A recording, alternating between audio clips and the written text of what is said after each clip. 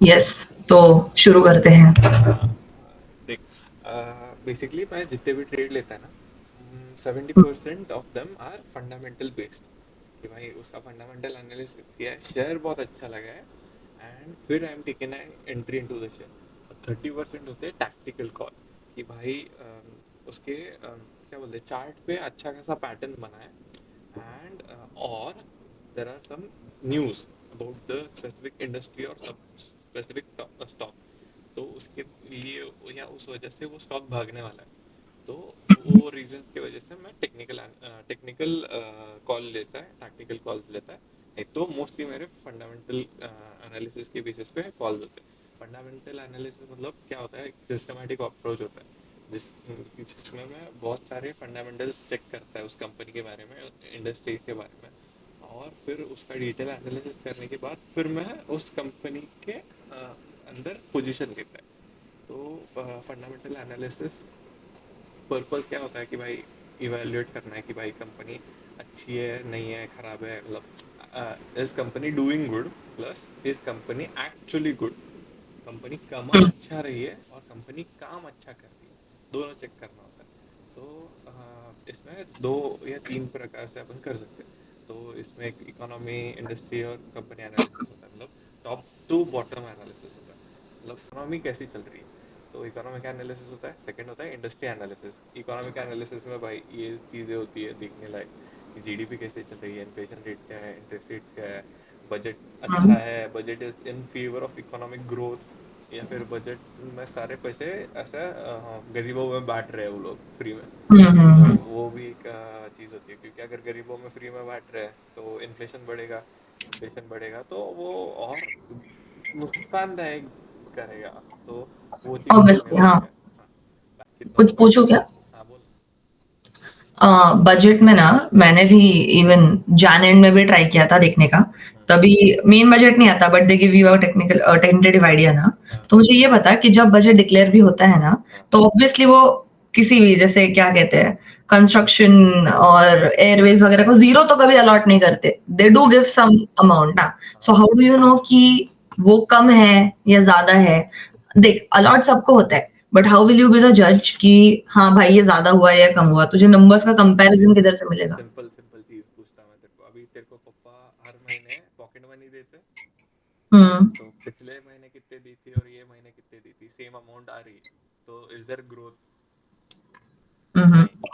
अगर थोड़ा सा बढ़ा है कि 5% बढ़ा है, तो इज देयर हम्म। ग्रोथ? हाँ है, कितना है, हम्म। 5%। Is there consistency of growth, कि 2-3 महीने से 5-5% बढ़ रहा है, तो कंसिस्टेंसी ऑफ ग्रोथ है। अगर तेरा बर्थडे है ये महीने और तेरे को हम्म। तेरा पॉकेट मनी डबल हो गया, हम्म। तो is there a huge growth? हम्म। अनएक्सपेक्टेड, तेरे को एक्सपेक्टेड नहीं करेक्ट। था। तो वो जो ह्यूज ग्रोथ होती है ना, वो हम्म। इम्पोर्टेंट होती है। वो सेक्टर को ज़्यादा एलोकेशन मिला है, मतलब देख, हर बजट से पहले ना एनालिस्ट अपना अपना ये निकालते हैं, एनालिसिस करते हैं, कि भाई फोरकास्ट करते हैं कि भाई 5% से ये सेक्टर को ज़्यादा पैसा मिलेगा पिछले बार से, दस ओके। परसेंट से ये सेक्टर को ज़्यादा पैसा मिलेगा पिछले बार से। तो हर साल उनको सेक्टर एलोकेशन मिलता है, उनको पैसा एलोकेट किया जाता है। अगर एनालिस्ट के हिसाब से नंबर करेक्ट आए या फिर आसपास भी आए, तो फिर it's good, that is priced in into market. तो मार्केट रिएक्ट नहीं करता है। मार्केट कब रिएक्ट करता है? अगर तेरे को मतलब अनॉमली कुछ होगी ऐसा कुछ। अनोमली हो गई, तो फिर मार्केट हम्म। रिएक्ट करता है। तो हर बार ना बजट के पहले एक हफ्ते सीएनबीसी पे ये एनालिस्ट अपने अपने ओपिनियंस दे रहे होते हैं, व्यूज, हाँ। व्यूज दे रहे होते हैं, कि इसको अभी 15% और पैसा देंगे, इसको 1 लाख करोड़ देंगे, इसको 2 लाख करोड़ देंगे। तो वो जो व्यूज होते हैं, those are based on previous 5 years और प्रीवियस 10 इयर्स में जो भी बजट आए हैं, जो भी ग्रोथ हुई है हर एलोकेशन में, हम्म। तो उसके बेसिस पे हुआ जाता है। तो दैट्स फोरकास्टिंग बेसिकली, कि फोरकास्ट किया है, ये फोरकास्ट है, ऐसा ऐसा बजट आना चाहिए, ऐसा ऐसा पैसा इनको अलोकेट होना चाहिए। Sometimes the budget goes up down थोड़ा बहुत, 19-20 उतना चल जाता है। 2014 से लेके मालूम है कि this government is pro infrastructure and pro roads, तो हम्म। तब से इंफ्रास्ट्रक्चर एंड रोड्स में ये लोग पैसे एक्सट्रीम अलोकेट करते जा रहे हैं। तो इस बार भी अगर तू इंटरिम बजट में देख रही रहती, तो ये हम्म। लोग एनालिस्ट वर प्रो इंफ्रास्ट्रक्चर पहले से। सबको मालूम था कि हम्म, इंफ्रास्ट्रक्चर को पैसा मिलने वाला है, और इंफ्रास्ट्रक्चर के फंड मतलब जो म्यूचुअल फंड है ना, जो बस इंफ्रास्ट्रक्चर में इंफ्रा फंड्स होते हैं, भाई वो लोग हम्म, बस इंफ्रास्ट्रक्चर में पैसा डालते हैं, उन लोगों वो पहले से ही बढ़ चुके थे। तो market expectations is priced in. Market को मालूम होता है कि क्या एक्सपेक्ट करा जा सकता है बजट में। राइट, बट कैपिटल ऐसा एलोकेट करना चाहिए कि जिससे एसेट्स बने। राइट, हम्म, अगर फ्री में बांट रहे, फ्री बीज दे रहे, तो that will hmm, be hazardous. वो श्रीलंका के केस जैसा हो जाता है। हम्म, तो फिर मेक उसके, सेंस। हाँ, तो इसलिए बजट पे ध्यान देने का। बैलेंस ऑफ पेमेंट, अपना बैलेंस ऑफ पेमेंट चाइना के साथ बहुत बुरा है।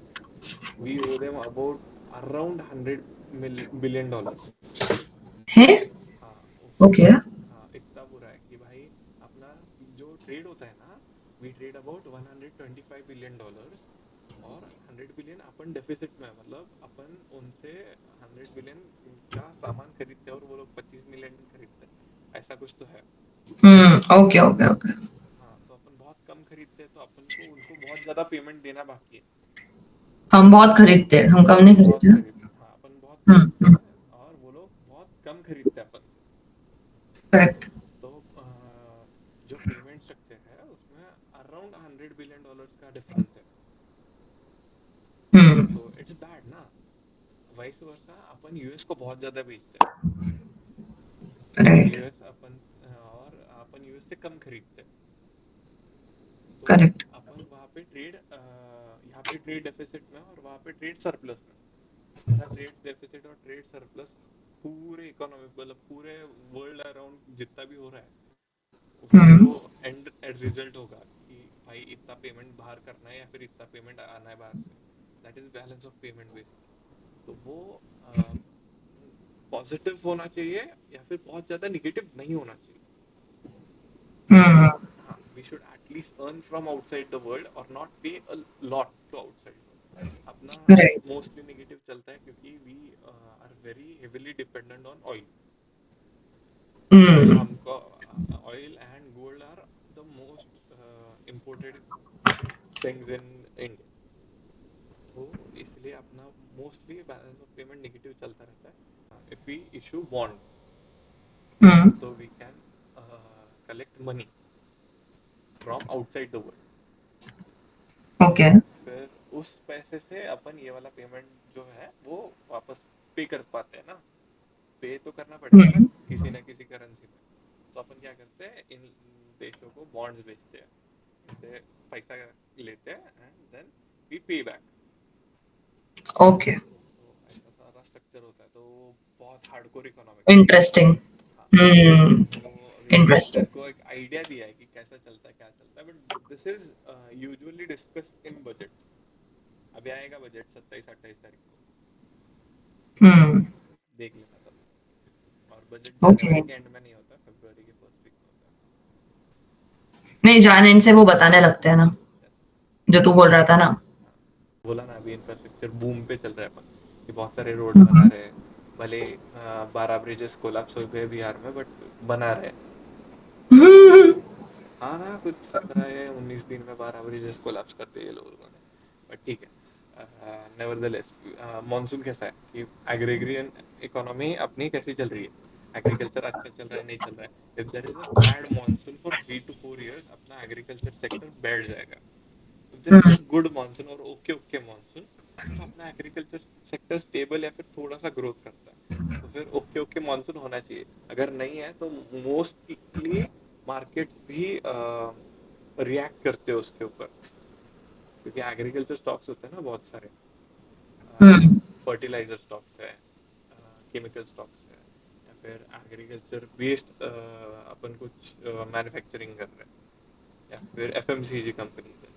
ये सबको अफेक्ट होता है क्योंकि इनका रॉ मटेरियल एग्रीकल्चर एग्रीकल्चर से आता है। तो फिर उधर थोड़ा दिक्कत हो जाता है, वो लोग स्लो डाउन में आ जाते हैं। मार्केट एक तरह से अफेक्ट करता है। और फिर इकोनॉमिकल एंड पॉलिटिकल स्टेबिलिटी, भाई इकोनॉमिकल स्टेबिलिटी अपनी अच्छी खासी चल रही, जो जीडीपी नंबर्स आ रहे हैं वाह। और क्या बोलते हैं, मतलब पैसा भी आ रहा है बहुत ज्यादा, F I S D I S जो पैसा डाल रहे हैं मार्केट में, एक नंबर चल रहा है। पॉलिटिकल स्टेबिलिटी अपने कंट्री में अच्छी है, पॉलिटिकल स्टेबिलिटी वर्ल्ड अराउंड बहुत खराब चल रही है. There is war in hmm Europe, there is war in central Asia, there is a probable war in China के साइड, मतलब पीस साइड भी एक प्रोबेबल वॉर हो सकता है. तो इनस्टेबल जब हो जाती है ना कंट्रीज या फिर गवर्नमेंट्स, तो फिर वहाँ पे डिस्टरबेंस आ जाती है.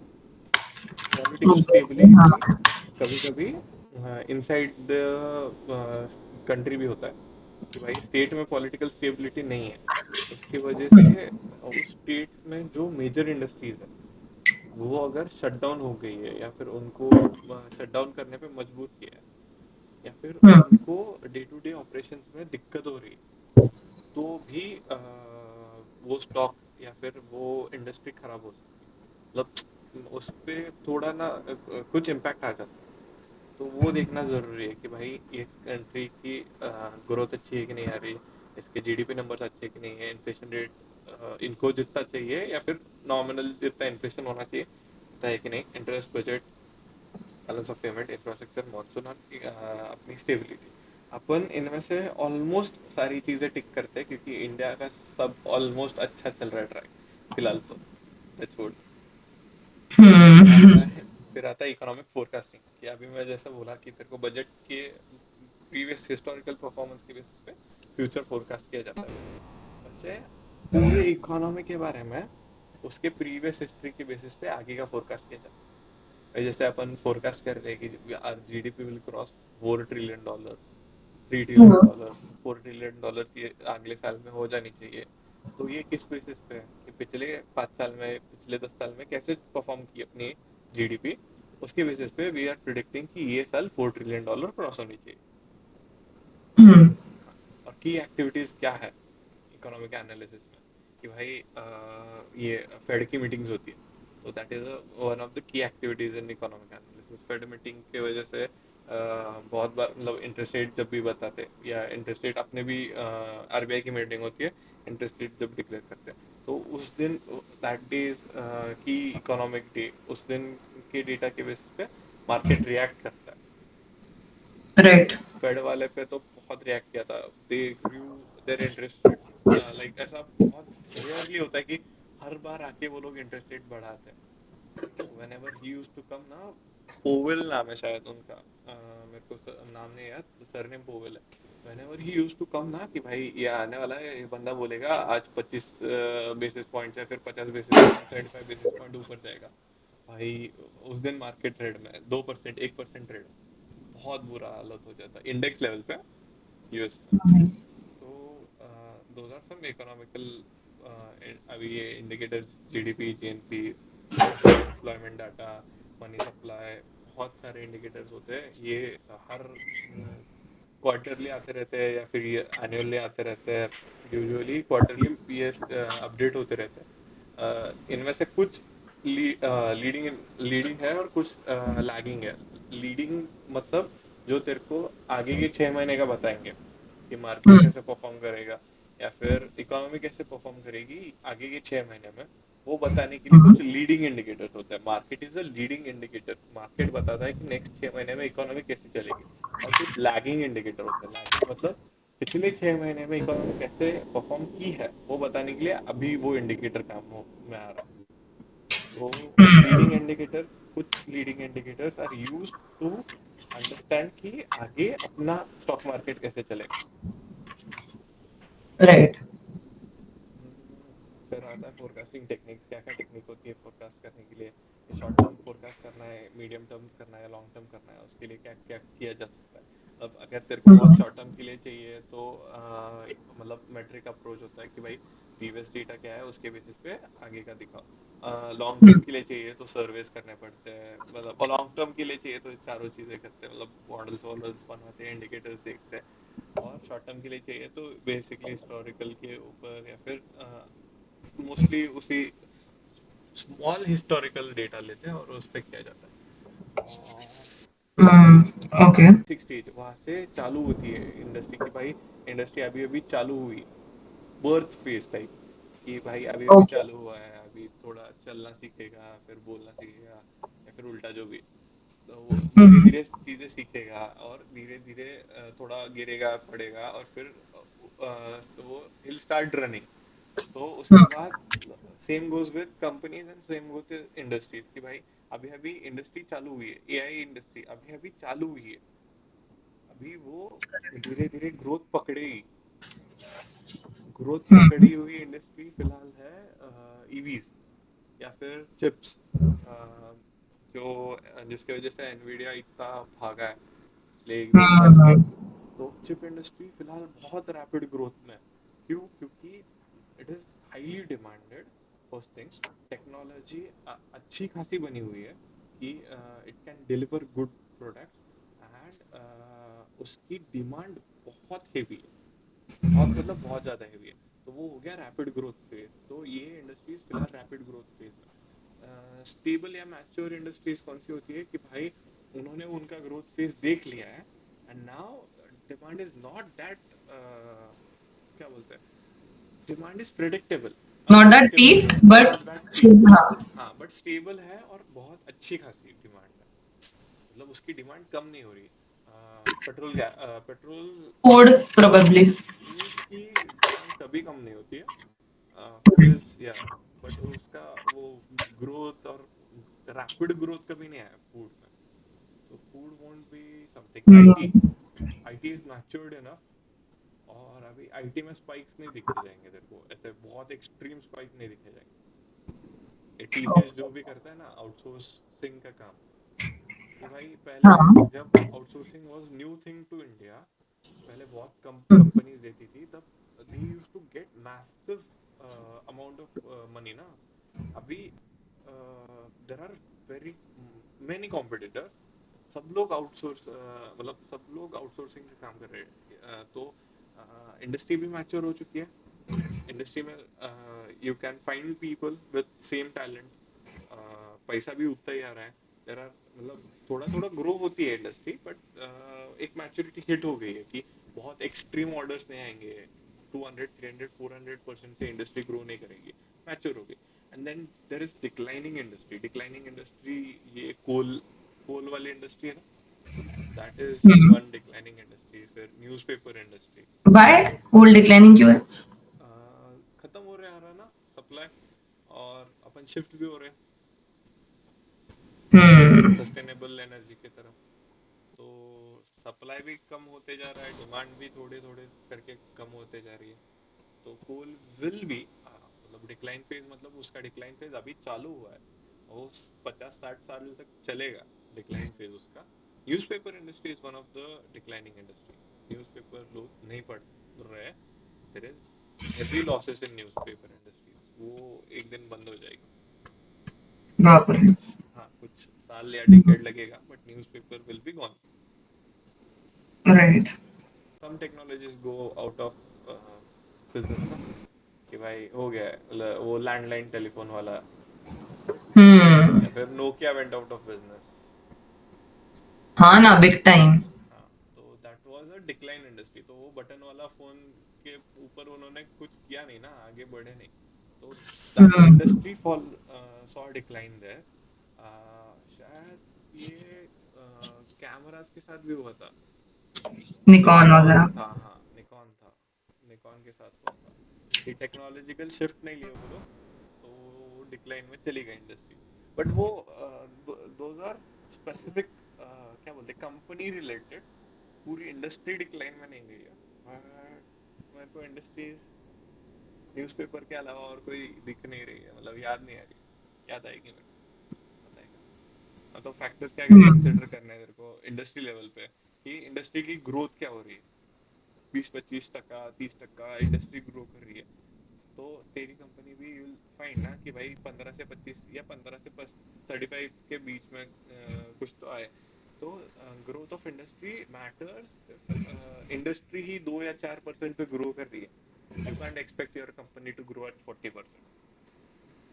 तो करेक्ट। इंडस्ट्री ग्रोथ देखनी है, कॉस्ट स्ट्रक्चर देखना है, प्रॉफिटेबिलिटी देखनी है। कॉस्ट स्ट्रक्चर क्यों देखना है? बहुत कॉस्ट हेवी नहीं होनी चाहिए, क्योंकि थोड़ा बहुत लॉस हो गया या फिर थोड़ा बहुत रेवेन्यू ड्रॉप हो गया, तो हम्म प्रॉफिटेबिलिटी टैंक कर जाती है, बहुत कम हो जाती है। इसका एग्जांपल्स वगैरह देता हम्म हूँ। फिर nature of the yes product कि भाई पेरिशेबल प्रोडक्ट्स है, तो hmm perishing is bad for products ना, खराब हो सकता है। हेवी इंडस्ट्री है कि हेवी मैन्युफैक्चरिंग है, हेवी मटेरियल्स की इंडस्ट्री है, तो एक बार तूने वो मशीनरी ले ली, सपोज सब मैन्युफैक्चरिंग इंडस्ट्री है, उसके लिए हम्म मटेरियल प्रोवाइड कर रही है तो मैन्युफैक्चरिंग इंडस्ट्री हर साल तेरे से मटेरियल नहीं लेगी ना, एक बार लिया तो वो 10 साल 15 साल 20 साल के लिए मशीन्स लेंगी, करेक्ट तो तेरा प्रोडक्ट बार बार नहीं बिकेगा। You need to have to find customers, new customers every time. तो क्या वो प्रोडक्ट है मुझे कि इस चीज पे एक डाउट है, देख हम्म, तुझे मैसगार्ड ऑफ तो ऑब्वियसली पता होगा। यस तो मेरे पापा ने ना उसका पहला शेयर आई थिंक लिया था 250 रुपीज ऐसा कुछ, तो ठीक है। भाई साहब।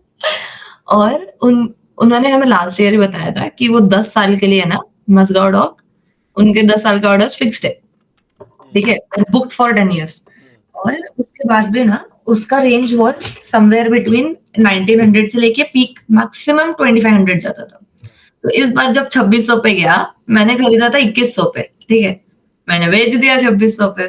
तो मुझे बता ऐसा क्या हुआ जिसकी वजह से इसका ऑर्डर्स और बढ़े नहीं है, ठीक है। I think randomly people realise कि हाँ भाई उसके ऐसे इतने ऑर्डर्स वगैरह करके अब इतना क्यों बढ़ रहा है। इसका भी तो ऐसा ही है, एक बार में तुम्हें ऑर्डर्स प्लेस हो गए। हाँ, बट सीन ऐसा है ना, वो डिफेंस इंडस्ट्री है।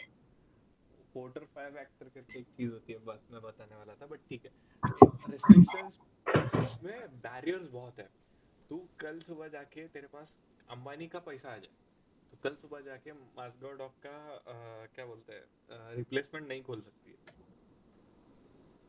क्यों? ओके। क्योंकि उससे गवर्नमेंट हैज उससे गवर्नमेंट को परमिशन लेनी पड़ेगी कि भाई गवर्नमेंट से परमिशन लो, मेरे को शिप बिल्डिंग चाहिए, फिर वो पूरी फैसिलिटी खड़ी करो। उस फैसिलिटी के पीछे बहुत सारा रिसर्च हुआ रहता है कि कैसे पूरी फैसिलिटी होनी चाहिए।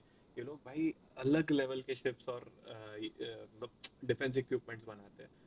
तो हम्म वो एक चीज है, first thing. Second thing, market में सबको मालूम होता है कि क्या चल रहा है।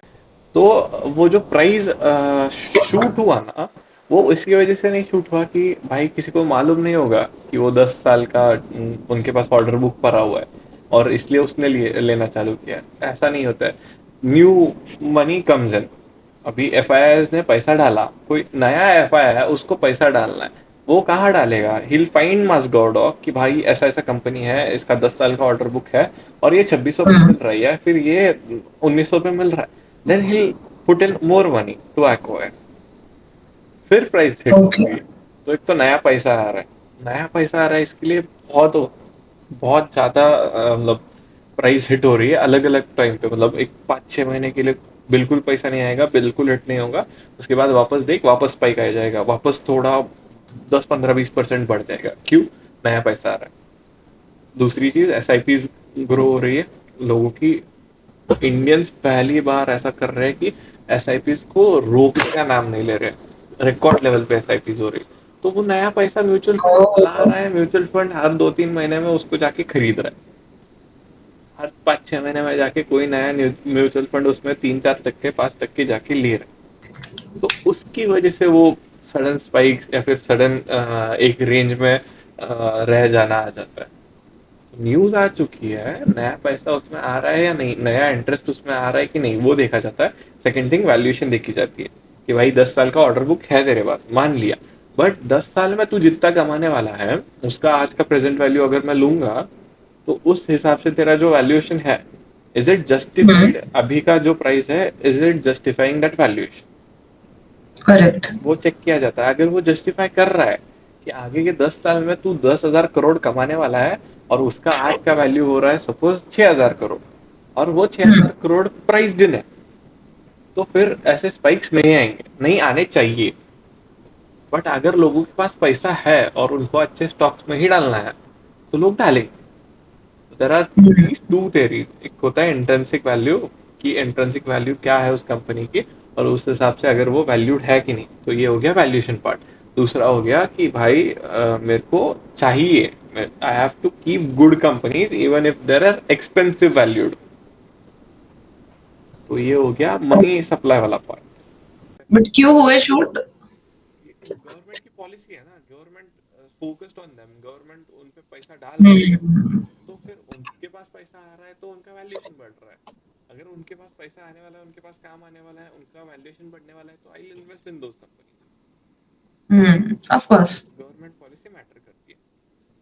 मास्गा डॉक इज अ गवर्नमेंट पॉलिसी। ये क्या बोलते हैं, जो शूट हुआ है ना, जो वेव हुआ है, वो गवर्नमेंट पॉलिसी की वजह से हुआ है। क्यों? गवर्नमेंट बोले मेक इन इंडिया, जो भी बनाना है, जो भी शिप बनानी है, इंडिया में बनाओ। इंडिया में कौन बनाएगा? मास्गाड ऑफ बनाएगा। मास्गाड ऑफ बनाएगा तो मास्गाड ऑफ को ऑर्डर्स दो। फिर ऑर्डर्स दिए कितने? 10 साल के लिए दे दिए। 10 साल के लिए ऑर्डर्स आ गए भाई, इतना पैसा आएगा उनके पास, शूट हो गया। तो पॉलिसीज मैटर करती है। और गवर्नमेंट पॉलिसीज के बेसिस पे मैंने बहुत सारे टैक्टिकल कॉल लिए कि जैसे ही गवर्नमेंट सही है बोलती यार। है, हाँ कि जैसे ही गवर्नमेंट बोलती है कि भाई एथेनॉल में एथेनॉल डालेंगे पेट्रोल में और उस पे गाड़ियाँ चलाएगी। एथेनॉल कैसे बनता है? मोस्टली शुगर कंपनीज एथेनॉल बनाती है। Sugar okay. कंपनीज को फोर्स करने वाले ये लोग कि भाई इतना परसेंट तुम लोगों को एथेनॉल प्रोडक्शन करना ही पड़ेगा और बेचना ही पड़ेगा। शुगर कंपनीज एथेनॉल बनाती है, वो बेचती भी है। पर अगर वो लोग मतलब फोर्स नहीं कर रहे एज इन तुम लोगों को करना ही पड़ेगा, नहीं, वो इंसेंटिवाइज कर रहे हैं कि भाई तुम लोग करो, तुम लोग हमको बेचो। हम्म। तो शुगर कंपनीज क्या कर रही है? शुगर कंपनीज को क्या है, उनको मिल गया ऑर्डर ना, उनको पैसा आने वाला है। हम्म। जैसे ही ये पता चला कि एथेनॉल आने वाला है, वैसे ही मैं गया, 5-6 शुगर कंपनीज देखा। उनमें से एक दो कंपनीज के बारे में मेरे को मालूम था, उनका झट से फंडामेंटल कर लिया, एक 5 मिनट में 10 मिनट में जो भी करना था। उनमें से एक दो ले लिए मैंने। 2-3 हफ्ते में 20-25 टका कमा के निकल गया। क्योंकि भाई। हाँ, क्योंकि मेरे जैसे और लोग होंगे ना जो ये सब चीज करके उसमें पैसा डालने वाले होंगे। तो उसमें पैसा हम्म। आने वाला था, ये मेरे को समझ गया। मेरे को शुगर इंडस्ट्री में बहुत टाइम तक नहीं रहना, ये वाला टैक्टिकल कॉल था। मेरे को ये कंपनीज करेक्ट। के बारे में बहुत अच्छी तरीके से नहीं मालूम था। तो मैंने रखा, उसमें पैसा डाला, 2-3 हफ्ते के लिए रुका, 20-25 टका बहुत अच्छे से शूट हुआ था। मैं रुका रहता और तो 30-35% मिल जाता। बट मेरा टारगेट तो था ना ठीक है। You tactical had call. Your. हाँ, हाँ। तो मैंने पैसा निकाल लिया। तो इसकी वजह से government policies are important. Government अगर तुम्हारे फेवर में है तो तुम्हारा स्टॉक अच्छा खासा बढ़ सकता है। गवर्नमेंट अगर तुम्हारे फेवर में नहीं है तो अच्छा खासा गिर सकता है। सी तेरे बातों से इतना तो समझता ही, और well versed with world knowledge तो ठीक है। ओवरऑल इंडिया के करंट अफेयर्स वगैरह से प्रॉपर तू बहुत इन टच है, ठीक है। तो वो एक स्किल होती है, not gonna lie. See information सबके पास है, but how you perceive it ना, इट मैटर्स। हाँ, तो how do you connect it? मतलब ना, सी मुझे बहुत बोर लगता है, there only some people who make it seem interesting, मतलब it all feels logical, otherwise it's just random information. तो तू कनेक्ट कैसे करता है? व्हेन यू कैन कनेक्ट ना, that is when you truly make something out of it. वो तेरा skill है, उसमें कुछ नहीं कर सकते, बट मैं एज पूछ पर रही द हूँ। Founder Steve jobs. स्टीव हम्म। जॉब्स की बहुत इंटरेस्टिंग स्टोरी या थ्योरी है, कुछ मालूम नहीं मेरे को, जो भी है। मैं कुछ हम्म। 7th 6th स्टैंडर्ड में पढ़ा था, मेरे को बहुत पसंद आया था, बहुत मतलब बहुत। कनेक्टिंग द डॉट थ्योरी उसकी। ओके। हाँ, तो वो जब पहला मैकबुक डिजाइन कर रहा था ना, नहीं, उसके पहले मतलब ही वाज इनटू स्कूल और कॉलेज। तो उसको कुछ सब्जेक्ट्स पसंद नहीं थे और ये नहीं था, वो नहीं था। But he like art. तो वो कैलीग्राफी वगैरह सीख रहा था। हाँ, और ही मास्टर्ड इट और he learned at a good level. ठीक है। अभी उसको नहीं मालूम था कि वो जिंदगी में उस स्किल का क्या करेगा। ठीक है। वो जब कंप्यूटर बना रहा था, वो जब फर्स्ट मैकबुक बना रहा था, तो वहां पे वो उसके टेक्निकलिटीज में, हार्डवेयर टेक्निकलिटीज में, वो कैलीग्राफी की स्किल उसको काम में आई थी।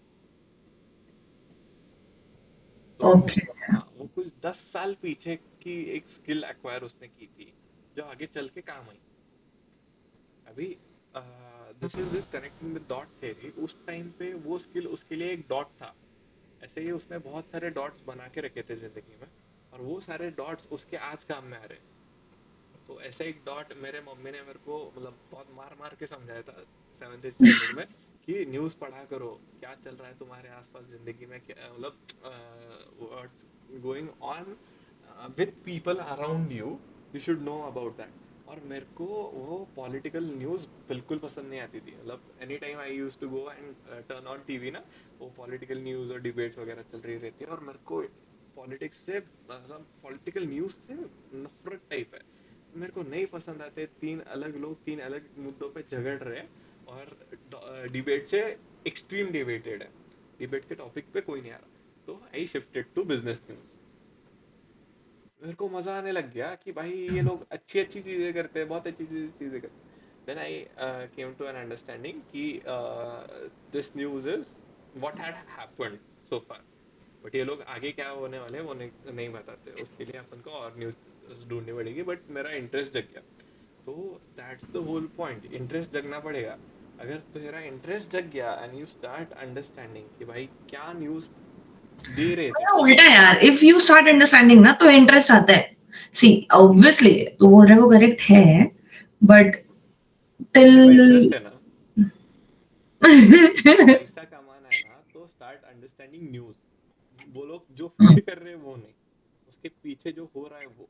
अभी वो लोग बिटवीन द फीड लाइन्स। करते हैं कि भाई ये कंपनी का स्टॉक बहुत अच्छा है, ये है वो है, वो सब नहीं चाहिए मेरे को। स्टॉक प्राइस कहाँ से कहाँ जा रहा है नहीं चाहिए, वो कंपनी क्या कर रही है वो जानना है मेरे को। और फिर उस political, economical, social, P E S T, technological and legal, P S T. Political मतलब अभी गवर्नमेंट की कोई पॉलिसी आई है तो उसके वजह से क्या इम्पैक्ट होगा। तो गवर्नमेंट की पॉलिसीज, एक गैमलिंग कंपनी है लिस्टेड, गोवा में है, नाम भूल गया मैं।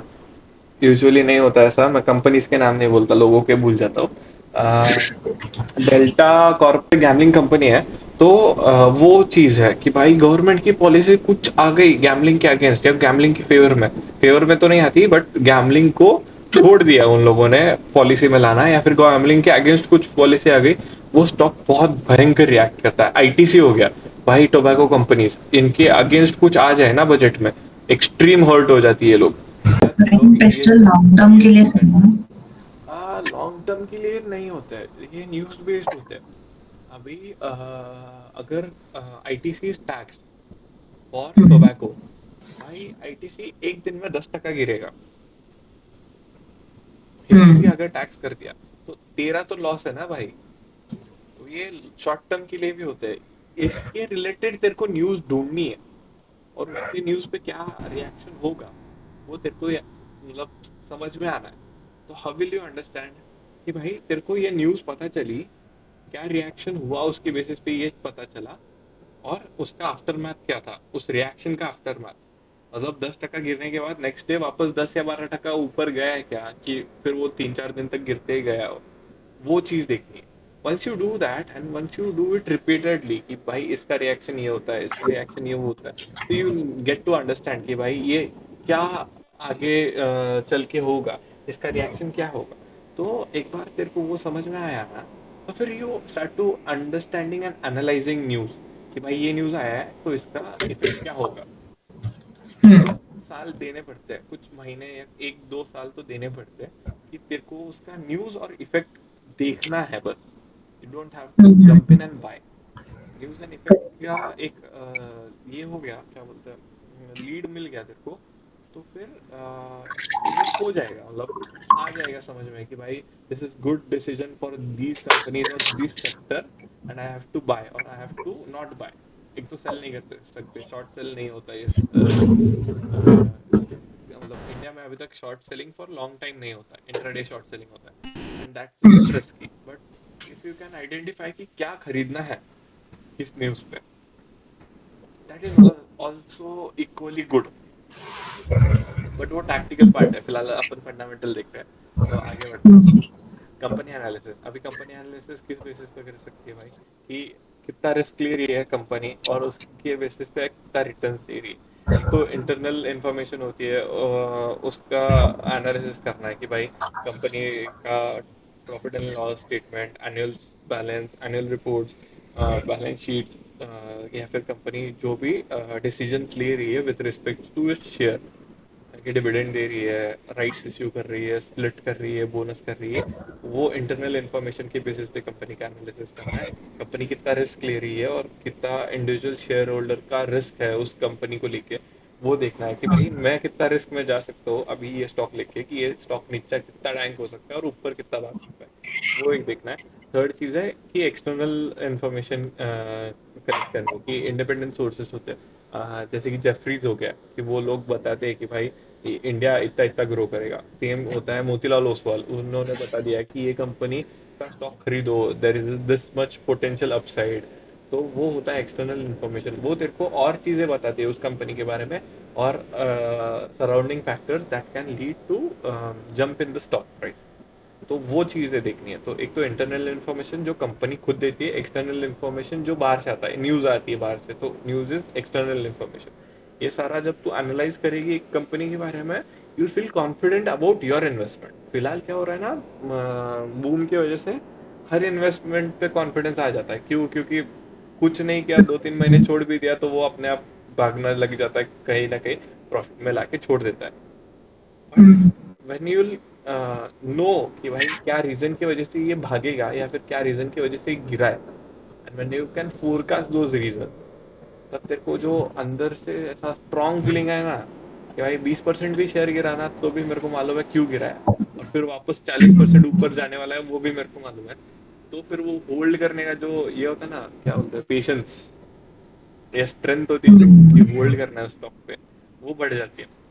और फोरकास्ट करना है, फोरकास्ट कैसे करते हैं, तो there are multiple ways of forecasting. जो टैक्टिकल में मैंने फोरकास्ट किया है वो, there is no logic to it, मतलब लॉजिक होता है but there is no written statement behind it. कुछ रिटर्न इंफॉर्मेशन होनी चाहिए फोरकास्ट के पीछे। Fundamental forecast actually forecasting for 5 years return earning forecast किया जाता है 10 साल का, कि भाई पिछले 10 साल में कैसे चल रहा है, और फिर उसके आगे क्या प्रेडिक्ट कर सकते हैं अपन 5 साल 10 साल, तो वो किया जाता है। That's called financial modelling. तो मैं फाइनेंशियल मॉडलिंग का पूरा कोर्स, जो भी फाइनेंशियल मॉडलिंग फ्रॉम स्क्रैच की, एक्सेल पे पिछले 5 साल का अर्निंग लेके आगे के 5 और 10 साल का अर्निंग फोरकास्ट कराया हूँ। तो I have that whole YouTube playlist on financial modelling, कि कैसे एक कंपनी का Okay. पिछले 5 साल का रेवेन्यू लेके, पिछले 5 साल का अर्निंग, उनकी बैलेंस शीट लेके आगे के 5 या 10 साल मैंने प्रिडिक्ट किए कि आगे के 5 या 10 साल क्या होने चाहिए, क्या हो सकते हैं। तो दैट्स फोरकास्टिंग। तो उसके पीछे पूरा एक फाइनेंशियल मॉडल बनता है। फाइनेंशियल मॉडल यूजुअली 8 घंटे से लेके 3-4 दिनों तक बनाया जाता है। मतलब long process, the more data crunching you do, the more time it takes, the more accuracy और the more better feeling you gate.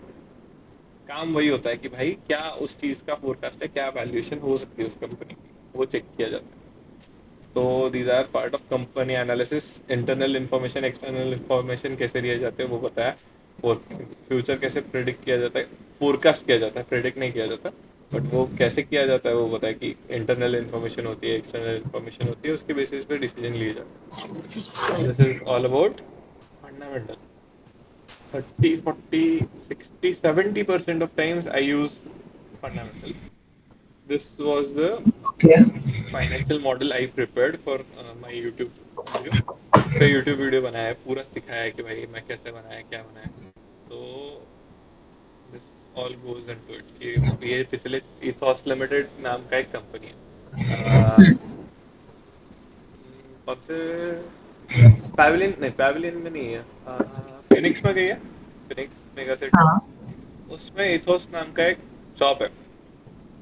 Mostly Phoenix में, फिनिक्स मार्केट, हाँ उसी में, इथोस लिमिटेड, वो लोग ब्रांडेड वॉच बेचते हैं। Okay. तो ये लोगों का वॉच बेचने का काम है। It got listed in 2022 I guess, mostly 2022 में रजिस्टर्ड हो गई थी। तो उनके 4 साल के हिस्टोरिकल फिगर्स मिले मेरे को। तो उसके बेसिस में मैंने अगले 5 साल का उनका रेवेन्यू क्या होना चाहिए, या फिर सेल्स क्या होनी चाहिए, नंबर्स क्या होने चाहिए, वो सारे प्रिडिक्ट किए, फोरकास्ट किए। तो दीज आर प्रोजेक्टेड, आई से लेके एम तक जो भी है वो प्रोजेक्ट किया है मैंने। और उसके बेसिस पे फिर ये हो गया income statement projection. Income statement projection करने के बाद मैंने क्या, उनका बैलेंस शीट प्रोजेक्ट किया कि आगे के 5 साल के लिए उनके एसेट्स क्या हो सकते हैं, उनकी लाइबिलिटीज क्या हो सकती है। ये रेड में जो मार्क किए वो कुछ एरर हुए थे, वो वापस हम्म। ठीक करना भूल गया था, बट मतलब हटाना भूल गया। बट दिस इज ओवरऑल दर बैलेंस शीट की भाई बैलेंस शीट आगे जाके क्या दिख सकती है, कैश फ्लो स्टेटमेंट आगे जाके क्या दिख सकता है। ये सब करने में ऑलमोस्ट 8-10 घंटे लगे, मतलब 3 दिन लगे मेरे को, बट 8 घंटे का काम है ये सारा। तो ये पूरा बनाने के बाद एक का एक वैल्यूएशन शीट बनता है कि भाई उस कंपनी का क्या वैल्यू होना चाहिए। तो मेरे वैल्यूएशन शीट के अकॉर्डिंग उस कंपनी का वैल्यू होना चाहिए, मतलब उस शेयर का वैल्यू होना चाहिए 5,000 रुपीज, 5,462 रुपीज। अभी शेयर चल रहा है 2,800 रुपीज पे। तो कितना अपसाइड है मेरे पास? 2200। तो मतलब ऑलमोस्ट डबल हो सकता है ना। हाँ। हाँ, तो उस टाइम मतलब जिस टाइम मैंने किया था उस टाइम शेयर चल रहा था, शेयर प्राइस चल रही थी 2,600 के आसपास। ओके। तो मेरा अपसाइड था 110%। हम्म। तो कोई स्टॉक अगर मेरे को आधे कीमत में मिल रहा है तो मैं लूंगा कि नहीं लूंगा? ऑब्वियसली। तो मैंने ले लिया। अभी है मेरे मतलब अकाउंट पे। तूने कितने पे खरीदी? मैंने 2,400 600 के आसपास खरीदा है। मतलब 2,600 जब हुआ था तब मैंने ये सारा बनाया था। उसके बाद वो थोड़ा और गिरा था तो मैंने एक्यूमुलेट कर लिया। मेरे 1900 से लेके 2,600 के बीच में बहुत बार खरीदा है। एवरेज आउट कितना है? 2400? 2,300 के आसपास है। तो तू कब तो सोच रहा होल्ड करने का? तूने 5 इयर्स तक का सोचा था ना? 10 साल का है इसमें फोरकास्ट, 2024 से लेके 2033 तक है। तो हाँ 2033 तक है। तो 10 साल के लिए फोरकास्ट कर लिया है, इसके पीछे इतना मेहनत किया, और इतना सस्ता अगर मिल रहा है मेरे को, आधे कीमत में मिल रहा है, तो मैं लेके रखेगा। तो हम्म। मैं लेके रखा। अभी वो जब ये कीमत क्रॉस करेगा तो मैं सोचेगा कि भाई इसमें और थोड़े एडिट्स करने पड़ेंगे, क्योंकि कुछ तो गलत किया है, इतने जल्दी इतना स्टॉक नहीं भागना चाहिए। बट वो अरे बेचेगा नहीं इतने जल्दी। हाँ, अरे क्रॉस हुआ ना तो जनरली मेरे पापा तो ऐसे ही करते हैं। उन्होंने मजगा का क्या किया, 2600 वगैरह पे गया ना तो उन्होंने, उनके पास कितने शेयर थे, आई थिंक 3000 थे। हम्म, तो 3000 में से आधे बेचे हम्म। और आधे अभी रखे उनके पास। हाँ, ऐसा तो किया जाता है, मतलब प्रॉफिट बुकिंग की जाती है थोड़ी बहुत, घर पे पैसे लेके जाया हम्म, जाता है। बट उन्होंने वो बुक किया वही। बट ठीक है, हाँ। पीपल टू पीपल डिफर करता है। ऑब्वियसली हाँ। हाँ, हमारे सर हमको बोलते हैं प्रॉफिट बुकिंग तभी करनी चाहिए जब there are changes in fundamentals, कि भाई कंपनी के साथ ही कुछ बुरा होने वाला है या फिर बुरा हो गया। अभी सोच कि अगर वो 5,000 रुपीज पे आ गया, 5,200 400, तो मैंने जो प्रेडिक्ट किया था वो सही है, और उसकी वजह से हम्म। मेरे को वो पैसा मिल गया। बट ऐसा है क्या कि भाई मैंने जो प्रेडिक्ट किया वो सही है, उसकी वजह से पैसा मिल गया, उसके आगे मेरे को पैसा नहीं मिलेगा। आगे भी तो कंपनी बढ़ रही है ना, उसी ग्रोथ रेट पे मेरा भी पैसा बढ़ता रहेगा। तो I don't have to remove my money, I have already find a good company, it's gonna grow at some rate, कुछ तो रेट के साथ वो ग्रो करने वाली।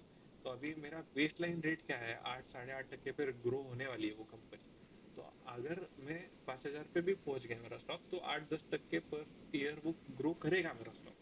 तो I don't have to remove money from it. Remove कब करेगा, जब उसके फंडामेंटल चेंज हो जाएंगे, या फिर उसका कोई फेस्टल में से कोई एक चीज बुरा हो जाएगा जिसकी वजह से फ्यूचर खराब हो जाएगा। तो तब उस पॉइंट पे मैं रिमूव करूंगा, नहीं तो नहीं करूंगा, क्योंकि I have found a good gem, I keep it till it's worth having. But हर किसी का राइट। देखने का नजरिया अलग होता है। What are the 5 factors that you should be aware of? तो क्या चीज है? Rivalry amongst existing player. अगर पियर्स। हाँ पियर्स के बीच में राइवलरी है, तो this should be one thing to watch, कि भाई बहुत राइवल्स है, तो दे will constantly fight to gain market share. They will constant, right. हाँ, तो कंपनीज के बारे में बहुत सारी न्यूज़ पता चलती रहेंगी। अगर बहुत सारी राइवलरीज है एग्जिस्टिंग प्लेयर के बीच में, तो there is possibility of new players coming. Hmm. तो मोट क्या है, वो चीज़ है क्या, राइवलरी है क्या, वो चीज़ देखी जाती है। थ्रेट टू एंट्री, एक इंडस्ट्री को कैसे एनालाइज करेगी तू, राइवलरी है क्या चेक करेगी, दूसरा क्या, एंट्री के लिए थ्रेट है क्या, क्या थ्रेट हो सकता है एंट्री के लिए, थ्रेट मतलब बैरियर टू एंट्री, कुछ बैरियर्स है क्या एंट्री करने के लिए, कोई भी जाके कल जाके उस कंपनी को खोल सकता है क्या। If I have a stationery shop, are there barriers to entry, नहीं, बहुत लो है, मेरी है तो कल आके तू मेरे साइड में स्टेशनरी शॉप डाल सकती है। If I have some IT company, मेरे पास इन्फोसिस है, तो कल नहीं, मेरे पास टीसीएस है, तो कल जाके तू इन्फोसिस डाल सकती है। थोड़ा और पैसा लगेगा, थोड़े कैपिटल रिस्ट्रिक्शंस आएंगे, कम लोग मिलेंगे, क्योंकि टीसीएस के पास भी तो बहुत ज्यादा लोग आते हैं ना, तो उनके क्लाइंट नहीं चुरा पाएगी, बट तेरे को क्लाइंट्स मिलेंगे, दूसरे क्लाइंट्स मिलेंगे। There are less threats, but stationery के दुकान से स्टेशनरी दुकान निकालना, कंपैरिजन में कम थ्रेट है थोड़ा, हाँ, हाँ। वो नहीं, उससे ज्यादा थ्रेट्स है, ज्यादा बर्डन है ना, ज्यादा ऑब्स्टेकल्स है। एक स्टेशनरी इन्फोसिस हर निकालना एप्लीकेशन है, इजी है ना। हाँ, स्टेशनरी निकालना बहुत इजी हो गया, बट एक वही। इन्फोसिस निकालना है difficult job. Third, mascot of banana, government से परमिशन लेनी पड़ेगी, हाँ, वेरी वेरी रिस्ट्रिक्टिव इंडस्ट्री, कि भाई नेक्स्ट मास्कॉट ऑफ बनाने के लिए कुछ 10 साल लग जाएंगे वो कंपनी बनाने के लिए, तो that's very heavy barrier industry. और ऑयल इंडस्ट्री, कल जाके तो कुएं नहीं खोद सकती और ऑयल नहीं ढूंढ के निकाल सकती, कुआं ढूंढ लिया, मिल गया ऑयल, तब जाके तू एक पूरा ऑयल इंडस्ट्री निकाल सकती है। But if you have to build, कि नहीं मैं ओपेक से बहुत परेशान हो गया हूँ, I have to build my own oil industry, अगर ऐसा इंडिया ने सोच लिया, तो 50-60 साल लग जाएंगे हर जगह से ऑयल ढूंढ ढूंढ के निकालने के लिए, और मिलेगा कि नहीं मिलेगा नहीं मालूम, barriers to that is very high. और नेक्स्ट लेवल बैरियर उस कंपनी का होता है, एंड लेवल बैरियर, एप्पल का रिप्लेसमेंट निकालना, कि मेरे को एप्पल के प्रोडक्ट्स बनाने, कैन आई डू इट, नहीं कर सकता, क्यों, कॉपीराइट्स है, पेटेंट्स है, मतलब पूरा बैरियर है कि आई कांट रिप्लेस एप्पल, या फिर I can't be a competitor to Apple, iOS लेके नहीं चल सकता मैं, आईओएस नहीं बेच सकता मैं, तो वो चीज़ है। Then there is threat of exit, कुछ कुछ ऐसी कंपनीज होती है, कुछ कुछ ऐसे इंडस्ट्रीज होती है जहाँ से एग्जिट नहीं ले सकते जल्दी।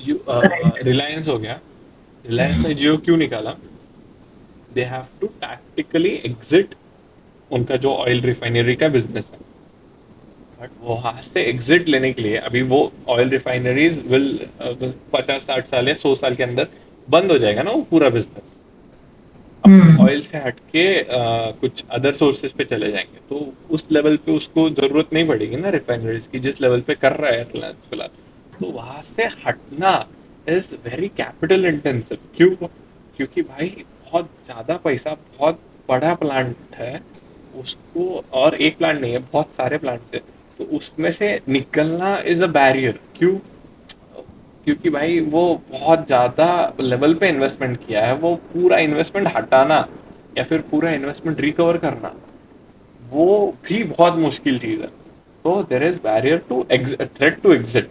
एक अच्छा एग्जांपल है वेजिटेबल्स, टोमेटोज की प्राइस कभी कभी 200 रुपए टच हो जाती है, टमाटोज की प्राइस कभी कभी 10 रुपए आ जाती है, the buyers are powerful, right.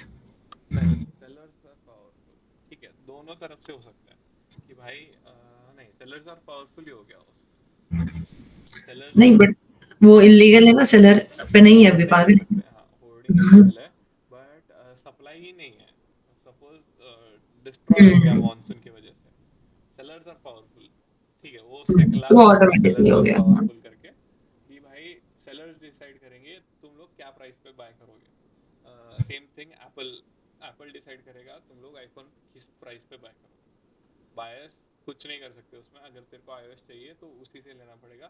Music वाला चीज, म्यूजिक के राइट्स होते हैं ना, हम्म। तो वो सेलर ही डिसाइड कॉपीराइट, करेगा मेरे को इस हाँ। पे इतने का ही बेचना है, रॉयल्टी। करेक्ट।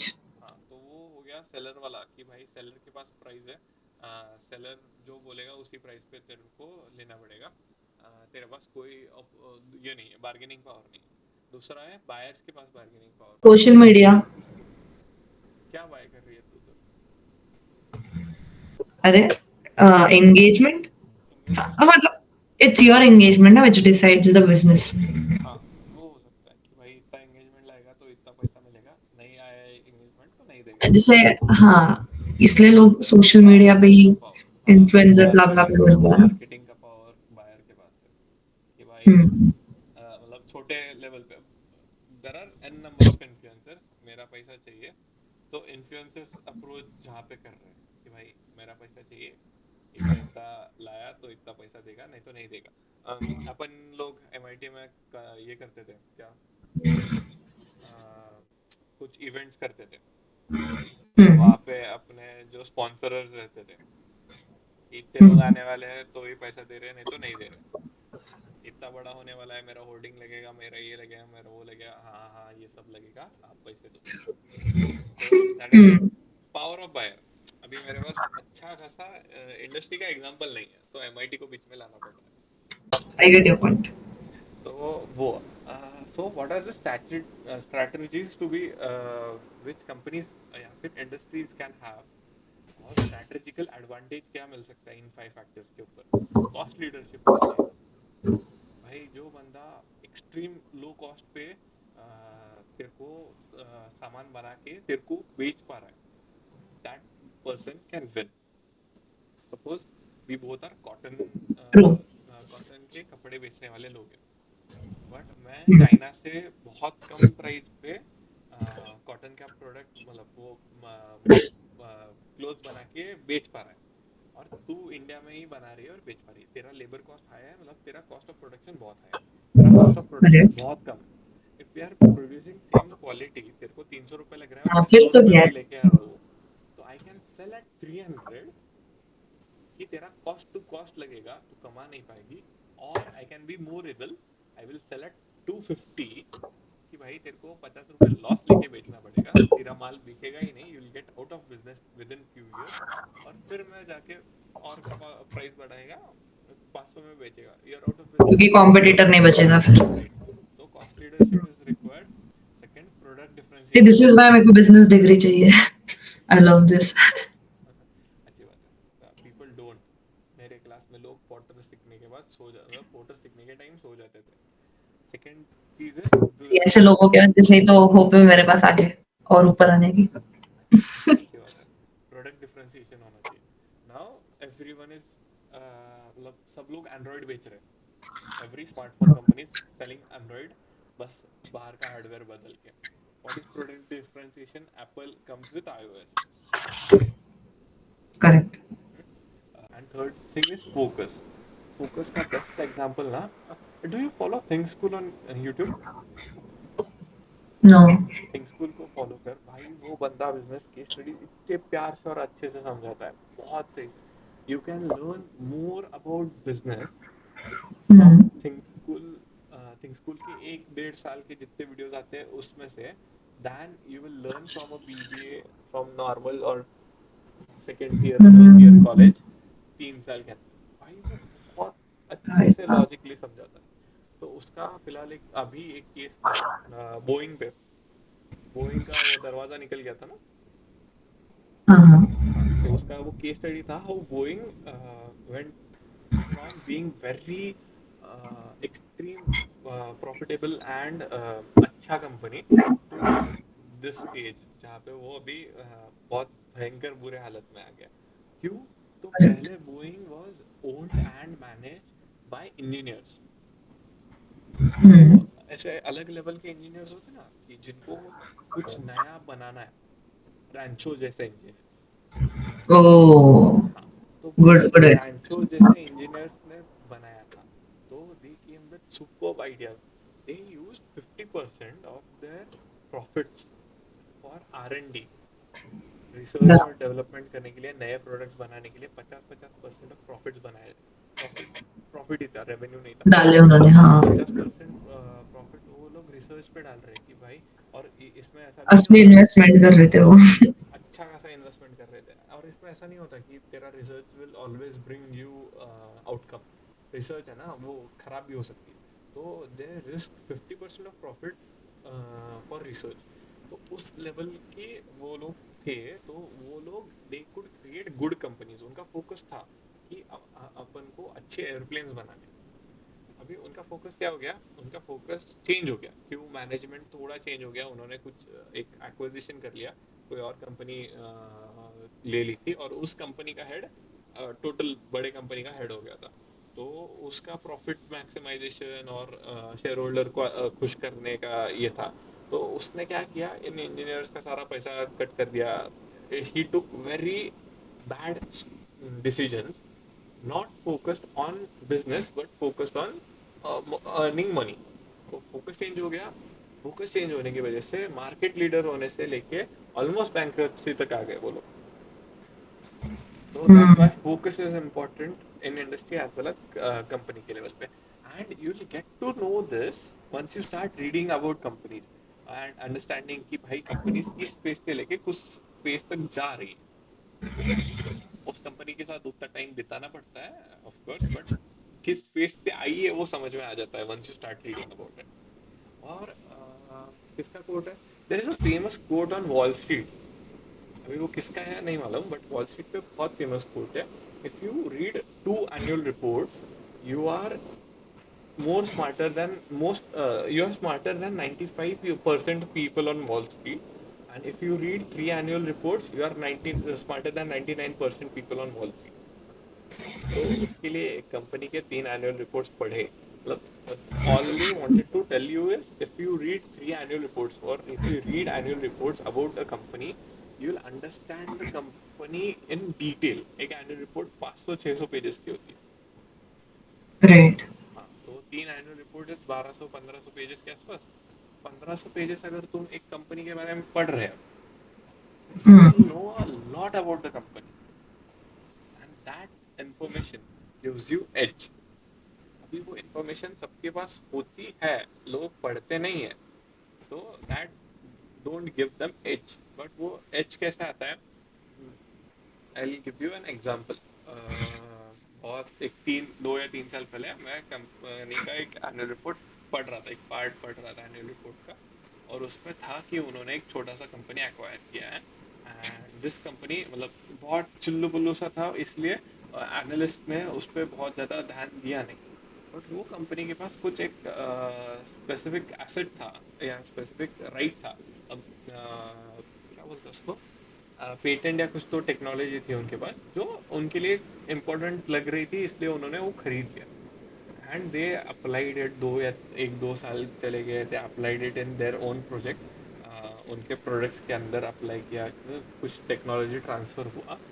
आफ्टर दैट वो इतना सक्सेसफुल हुआ उनका मेन कंपनी का प्रोडक्ट, दैट कुछ स्काई रॉकेट हो गया, 1100-1200% रेवेन्यू बढ़ रहे थे उनके।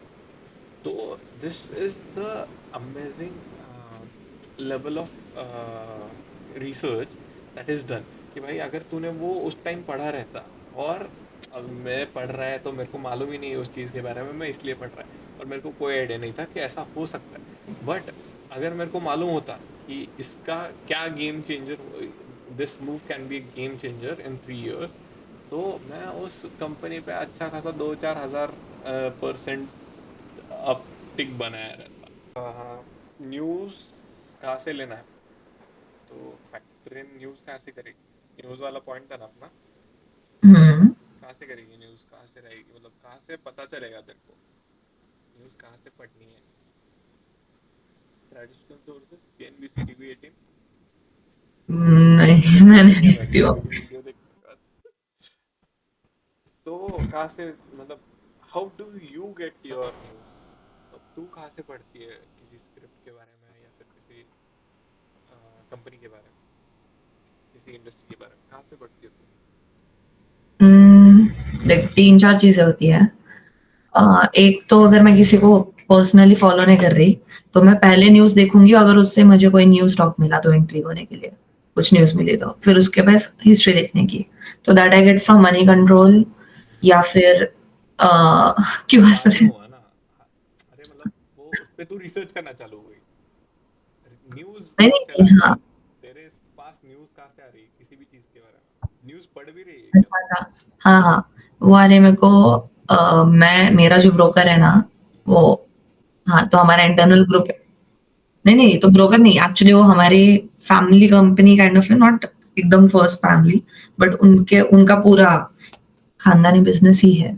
तो ओके। जो भी व्हाट्सएप ग्रुप है ना उनके इन्वेस्टर्स का, उसपे वो सब लोग डेली डालते रहते हैं। हम्म, तो एक वो है और एक हमारा इंटरनल एक्चुअल ग्रुप है, मेरे डैड और क्लोज़ फ्रेंड्स उनका, तो उसपे मैं और मेरे भाई है। हम्म, तो उससे जनरल स्टॉक्स के बारे में मिलता है, बट इंटरनल मैं और मेरा भाई ना थोड़ा-थोड़ा स्टॉक्स ढूँढते रहते हैं। ओके।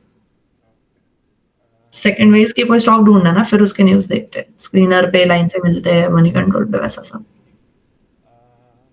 न्यूज़ के तीन चार मेजर सोर्सेस हैं।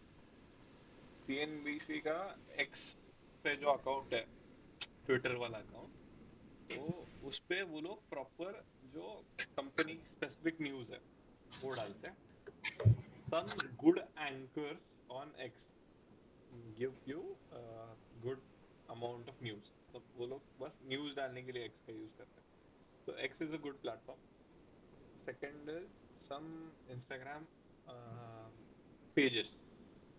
Instagram पे स्टॉक मार्केट इन्फोमेनिया नाम का एक पेज है।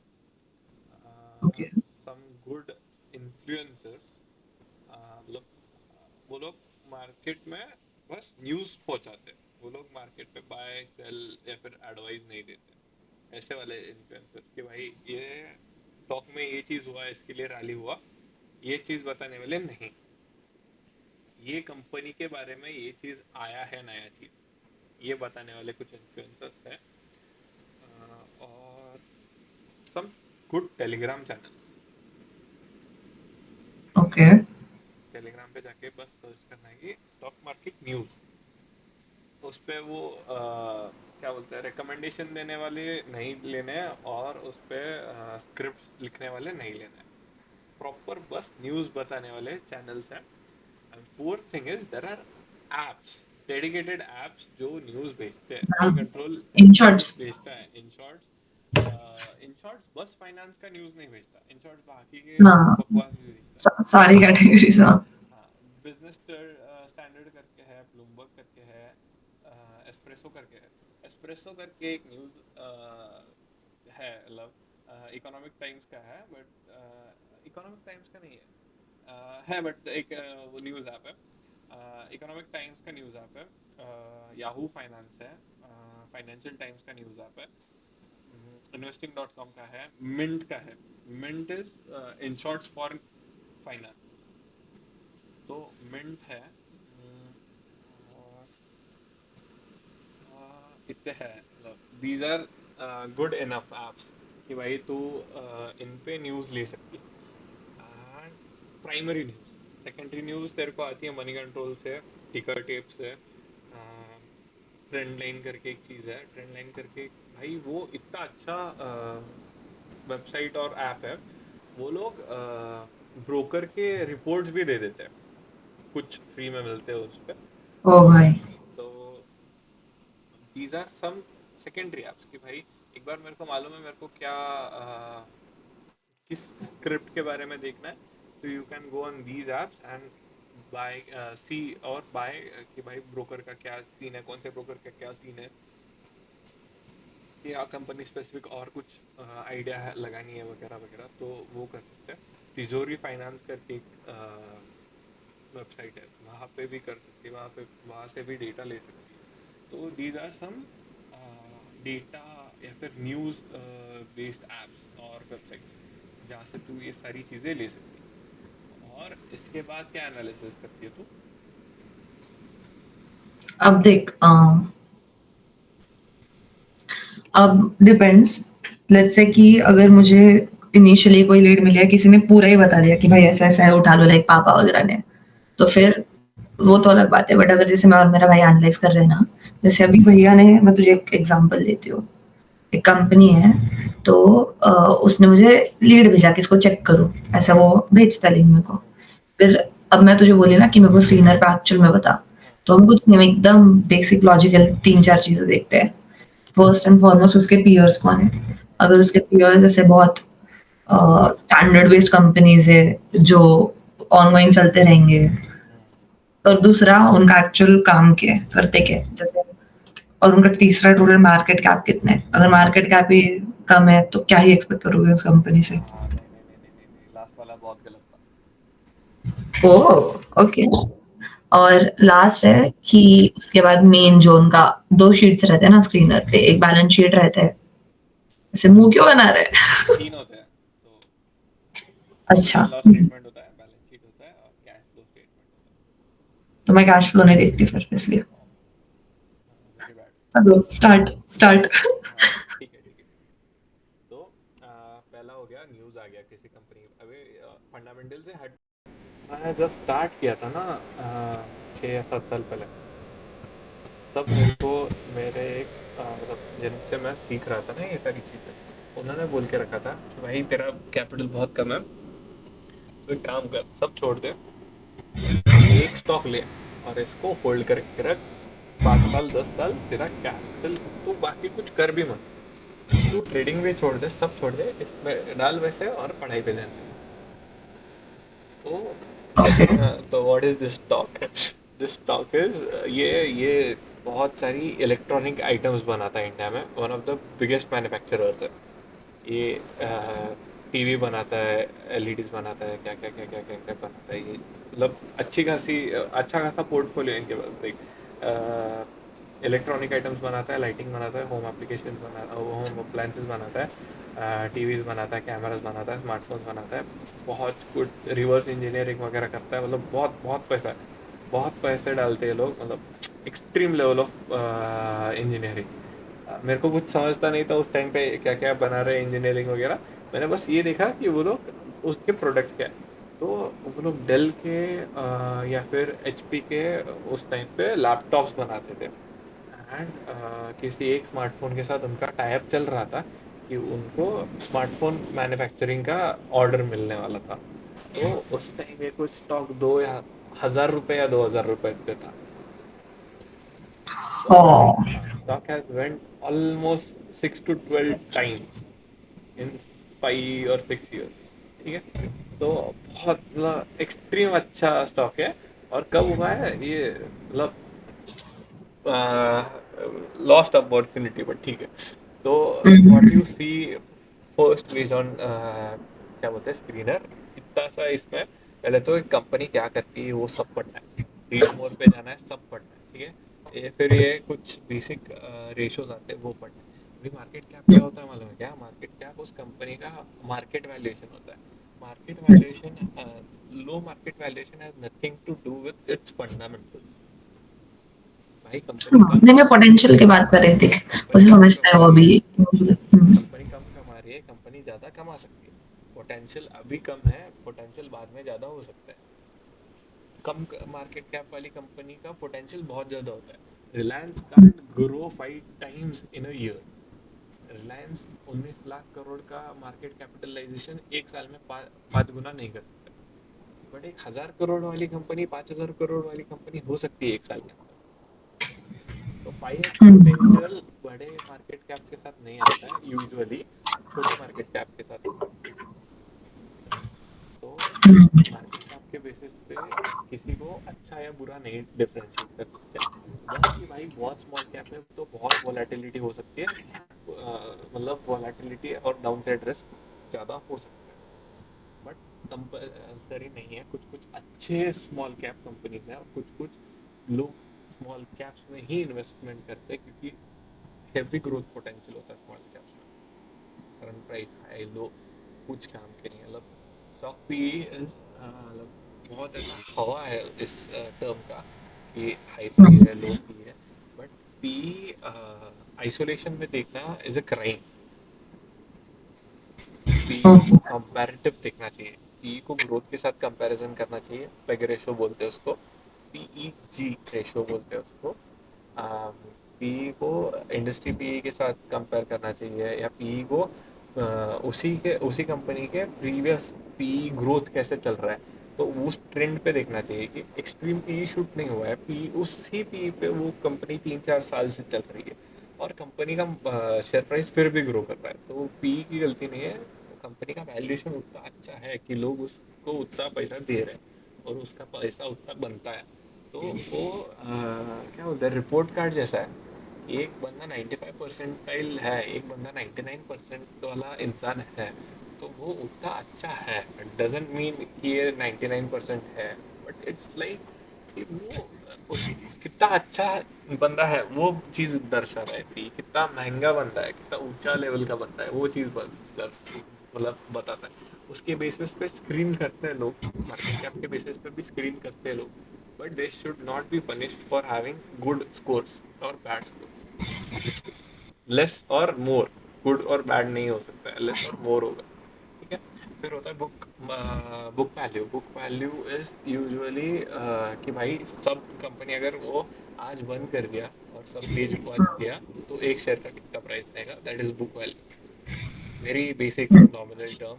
मेरे सर अगर सुनेंगे मेरे को इस लेवल से पढ़ाते हुए, मेरे को पकड़ के मारेंगे, इतना मारेंगे फूट जाएगा मेरा पूरा body. But this is basic कि भाई आज अगर मैंने पूरा कंपनी बेच दिया तो एक शेयर का कितना पैसा आएगा। फेस वैल्यू नहीं बनाया अपने लिए, earnings per share is a important metric, इस पे आएंगे। ROC, return on capital employed, मैंने अगर 100 रुपए डाले हैं उस कंपनी में, तो उस 100 रुपए पे वो कंपनी कितना कमा पा रही है। इट्स बेसिक कि 100 रुपए के 128 रुपए पॉइंट 7 पैसे हो रहे हैं। अगर ये अच्छा खासा नंबर है। If I have to go into equities, I take risk. क्या रिस्क हो रहा है? मैं मैं बैंक एफडी डाल सकता हूँ। Bank FD is waste of my money right now. मैं उसमें 5% 6% कमा के खुश नहीं। मैं गवर्नमेंट के बॉन्ड्स परचेज कर सकता हूँ, रिस्क फ्री है। 7% दे रहे हैं अभी मेरे को, 6.98 है। कल ही गवर्नमेंट का ईमेल आया मेरे को कि लो करके 6.98 7% में ऐसे ही कमा सकता है गवर्नमेंट के बॉन्ड पे। अभी मैं, ये हो गया सेंट्रल गवर्नमेंट। स्टेट गवर्नमेंट के बॉन्ड आते हैं वो 8.5% दे रहे हैं। कॉर्पोरेट बॉन्ड आते हैं वो 10 से 11% दे रहे हैं। तो 11% तो मेरे कहीं नहीं जा रहे। अगर मैं बॉन्ड्स में डालूं तो 9 साढ़े 9% सेफ कि भाई गवर्नमेंट बैक्ड है, और थोड़ा रिस्क लेके 11% तक मैं कॉर्पोरेट बॉन्ड पे कमा सकता हूँ। तो my company should at least earn more than 11%। क्योंकि मैं इक्विटी में डाल रहा हूँ, तो इक्विटी का रिस्क है। छोटा कंपनी है बड़ा कंपनी है, उस कंपनी का स्पेसिफिक रिस्क है। हाँ जी, कंटिन्यू। तो 3% मेरे को इक्विटी पे रिटर्न चाहिए। हाँ, इक्विटी में ले रहा है इसलिए 3% एक्स्ट्रा चाहिए। अभी मैं 11 पे था, मेरे को 14 तक आ गया था। और उस कंपनी का स्पेसिफिक, अगर कंपनी बहुत बड़ी है तो मेरे को 1-2% और चाहिए उस कंपनी स्पेसिफिक के लिए। और कंपनी बहुत ज़्यादा छोटी है तो 3-4% और कमाना चाहिए। तो मेरा मानना है कि भाई कंपनी ने 18% रिटर्न ऑन कैपिटल एम्प्लॉयड तो लाना चाहिए, तब जाके उस कंपनी में पैसा डालने का मेरा मन होगा, या फिर उस बिजनेस में पैसा डालने का मेरा मन होगा। तो 18-19% पे मैं आर ओ सी देखता है, उससे कम होगा तो भाई मेरे को उसमें पैसा नहीं डालने की इच्छा। तो अच्छा, 28 इज वेरी गुड, मेरे एक्सपेक्टेशन से हायर। रिटर्न ऑन इक्विटी क्या होता है और रिटर्न ऑन कैपिटल एम्प्लॉयड क्या होता है? अभी मेरा पूरा कैपिटल 100% इक्विटी है सपोज, तो रिटर्न ऑन इक्विटी और return on capital employed same होगा। और रिटर्न ऑन इक्विटी क्या है कि भाई अगर मेरा इक्विटी 50 रुपये है और 50 रुपये मैंने डेट से ले रखा, तो फिर वो 50 रुपये डेट का छोड़ दो, उसका हटा के उसका सारा ये करके डन करके फिर मेरे पास आओ कि मेरे 50 रुपये पे तुम लोगों ने कितना कमाया। That is return on equity. मेरे को ये पोर्शन भी 19% से ज़्यादा चाहिए, 18-19% से ज़्यादा चाहिए। जितना मेरे को आर ओ सी चाहिए उतना मेरे को आर ओ ई भी चाहिए। तो वो दोनों कैप मैंने लगा के रखे कि 18 से ज़्यादा मेरे को दोनों में चाहिए, खत्म बात। ठीक है। ओके। फेस वैल्यू किसी काम का नहीं है। प्रोमोटर होल्डिंग, प्रोमोटर मतलब होता है माई बाप of the company, okay. Company का करता धंधा। अगर इसने अच्छा खासा होल्डिंग करके रखा है तो इसका इंटरेस्ट है उस कंपनी में, वेस्टेड इंटरेस्ट है कि भाई इसका खुद का पैसा लगा हुआ है, तो फिर ये अच्छा काम करेगा। प्रोमोटर कभी कभी बहुत अच्छा कर लेता है खुद के लिए, तो that's a red flag, but अच्छा काम करेगा ये प्रोमोटर। तो प्रोमोटर होल्डिंग होना और अच्छा होना इज गुड। आई वुड इसलिए जब प्रोमोटर्स बहुत खुद का शेयर किसी कंपनी में बेचते थे वो गिरता है क्या? हाँ, इसीलिए गिरता है। ओके। तो थर्टी हाँ, थर्टी मेक परसेंट सेंस। तो होना चाहिए। प्रमोटर का खुद स्किन इन द गेम बोलते हैं उसको, कि भाई होना चाहिए कुछ उसका पैसा। और change in promoter holding, quarterly कितना प्रोमोटर ने बेचा है, ये बहुत ज़्यादा फिगर नहीं होनी चाहिए। ये फिगर थोड़ा डरावनी होती है, 2-3% के आसपास आई तो। बट फिलहाल यूएस में चेंज इन प्रोमोटर्स होल्डिंग और चेंज इन की पर्सन्स होल्डिंग बहुत ज़्यादा हो रही है। ये जकरबर्ग वकरबर्ग लोग वो अपना पैसा मतलब वो अपने स्टॉक्स बेच रहे हैं। तो hmm. That is a bad sign. उन सबको लग रहा है कि भाई उनका क्या बोलते हैं company valuation is over priced शायद, कुछ हम्म। और रीजंस हो सकते हैं, बट वो लोग बेच रहे हैं, that is a bad sign. Earning per share, एक शेयर के पीछे वो लोग कंपनी कितना अर्न कर रही है। तो एक शेयर तेरा 61 रुपीज अर्न करके दे रहा है, तो तू जो शेयर 12,000 रुपये अर्निंग का। पर share is what? Market value minus क्या, बुक वैल्यू, क्या क्या रहता है वो? नहीं, फेस वैल्यू। नहीं, earnings per share is total earning profit divided by number of shares. हाँ। हाँ, अरे बट तो कहाँ, क्या मतलब स्टार्टिंग पॉइंट किससे लेता है? प्रॉफिट, नेट प्रॉफिट क्या है? 375। अच्छा, okay, got it, got it. Total number of shares outstanding कितने हैं? सपोज मैंने 100 शेयर्स बांटे और 375 रुपीज में उन 100 शेयर्स पे कमा रहा हूँ, तो एक शेयर पे मैंने कितना कमाया? 3.75। तो पर ओके, शेयर मैंने कितना कमाया? एक शेयर पे मैंने 61 रुपीज कमाया। तो तू कितने क्वांटिटी ले रही है? सपोज तूने 5 क्वांटिटी ली है, तो तेरे 5 शेयर ने कितना कमाया? 61 into 5 कमाया तेरे 5 शेयर। करेक्ट, तो तीन से तेरे एक पाँच शेयर ने 61 रुपीज कमा के दिया है कंपनी को। तो कंपनी हर शेयर के पीछे 61 रुपीज कमा रही है। तो दैट इज ईपीएस। अच्छा, EPS, EPS should be positive.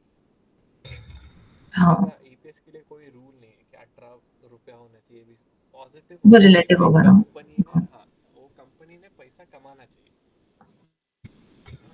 Net profit should be positive. अभी देख, ये 74,000 करोड़ कंपनी है, बस 375 करोड़ कमा रही है। दिस इज क्या बोलते हैं, क्या वैल्यूएशन है, क्या कमा रहे हो तुम लोग। इसलिए प्राइस टू अर्निंग्स इतना 200 है कि भाई क्या है स्टॉक प्राइस। स्टॉक प्राइस है 12,000 रुपये, अर्निंग कितना कर रहा है? 375। तो that's why this number is that huge. वो क्यों ह्यूज है वो देखने लायक है, but this is a red flag कि भाई अर्निंग्स बहुत कम है। क्यों है वो नीचे समझेगा। If it is earning before interest and tax, कि भाई हाँ। इंटरेस्ट किसको देना होता है? जिससे डेट लिया रहता है, जिससे लोन लिया रहता है, उनको इंटरेस्ट देना होता है। और टैक्स किसको देना होता है? गवर्नमेंट को। कि इंटरेस्ट और टैक्स देने से पहले हमें कितना अर्न कर पा रहा है कंपनी, या बेसिकली कितना अर्न कर पा रही है? 569 रुपीज अर्न कर पा रही है। किससे? जितना भी उन्होंने रेवेन्यू लिया है उसमें से उनकी जितने भी कॉस्ट है, बेसिक कंपनी चलाने के लिए जितने भी कॉस्ट लगे हैं उनको, 569 करोड़ कंपनी कमा पा रही है। उसके बाद उनको इंटरेस्ट और टैक्स देना पड़ रहा है। और हाँ, return on capital employed, capital ये है, तो आर जो है ना, वो 375 डिवाइडेड बाई 2234 होगा। इक्विटी कैपिटल, ये फिगर उनके बुक्स में होता है, ये किसी काम का नहीं है। ये मतलब काम का है, ये फेस वैल्यू और प्राइस टू बुक वैल्यू निकालने के लिए ये काम में आता है। वो वाला जो फिगर है ना आर का, वो इज 375 डिवाइडेड बाई 2234, फिर वो 24% आएगा। और प्राइस टू बुक वैल्यू, ये रेशियो है, जो करंट प्राइस है और जो बुक वैल्यू है, और कितने टाइम्स है। जैसा पी बहुत ज़्यादा ओवर रेटेड है ना, ये बहुत ज़्यादा अंडर रेटेड है, बट इतना ज़्यादा यूजफुल नहीं है।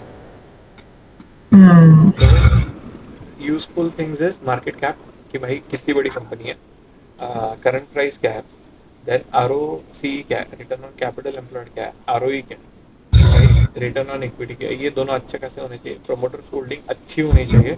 Change in promoter holding positive है तो वेरी गुड, नेगेटिव है तो ठीक है, मतलब बहुत ज़्यादा नेगेटिव नहीं होनी चाहिए, बहुत बड़ा अमाउंट हम्म। नेगेटिव नहीं होना चाहिए। नेट प्रॉफिट पॉजिटिव होना चाहिए, और net profit should be sizeable, बहुत 1-2 करोड़ कमाने वाली नहीं चाहिए, कुछ अच्छा खासा प्रॉफिट कमाने वाली कंपनी।